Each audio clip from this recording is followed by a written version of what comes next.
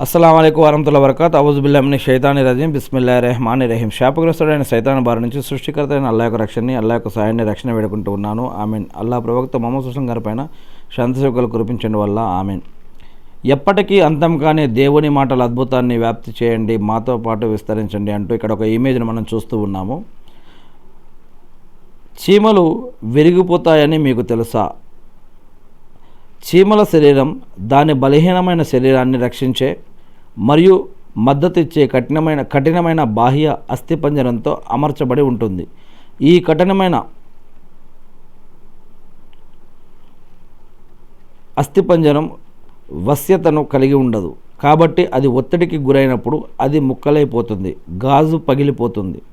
చీమలు విచ్ఛిన్నం అయ్యే సామర్థ్యం గురించి ఇటీవల కనుగొన్న వాస్తవాన్ని 1400 సంవత్సరాల క్రితం పవిత్ర ఖురాన్లో ఒక చీమ అందమైన ప్రసంగంలో మనకు చెప్పింది.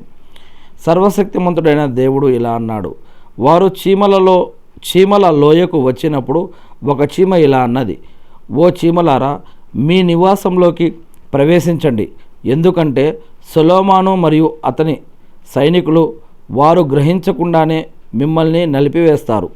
చీమలు యహ్తి మంకుమ్ అనే పదాన్ని మరియు అది దీనిని ఎలా ఖచ్చితంగా వ్యక్తపరుస్తుందో పరిగణించబడింది.